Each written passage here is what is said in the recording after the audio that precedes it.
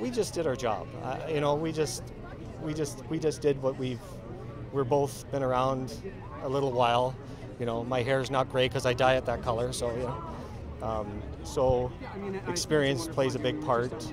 We both got well over 30 years on the job. Training is a big aspect of it. Sort of clicks in. I remember a psychologist we used to have on staff years ago, a great lady, Bella Steiner, and she said paramedics go into what's called emotional numbness when they initiate, you know, on a call with a patient, no matter what the patient or the call is. And I think that's very true. So you deal with the situation at the time, your training kicks in, your experience, and you know, it's just, I know it's hard to explain. You do what you got to do. So, and we did our job to the best of our ability. All the crews did that were on the scene, the supervisory staff that were on the scene that were overseeing it, the ambulance crews that were treating the patients, you know, and the paramedics, and everybody stepped right up to the plate and then some. It was quite the experience from that regard to see all your peers and colleagues like bringing up the next tier. So, because this is Toronto, things like that don't happen in Toronto. I know it's a bit of a cliche to say that compared to other big major cities, but it's the truth, right?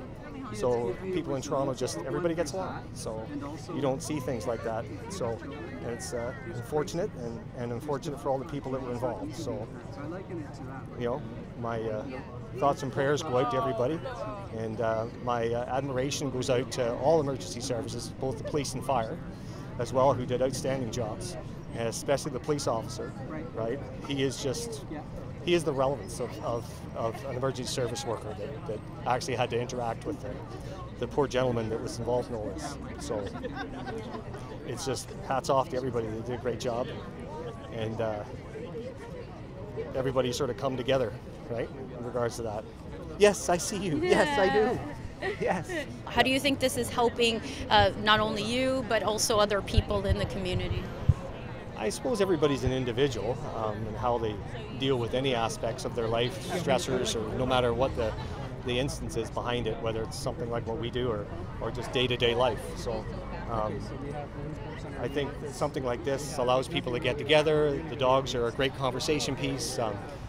As you can see, there isn't anybody here who doesn't like a dog. So, and it's just a great way for everybody to get together, you know, bond, you know, discuss that sort of thing.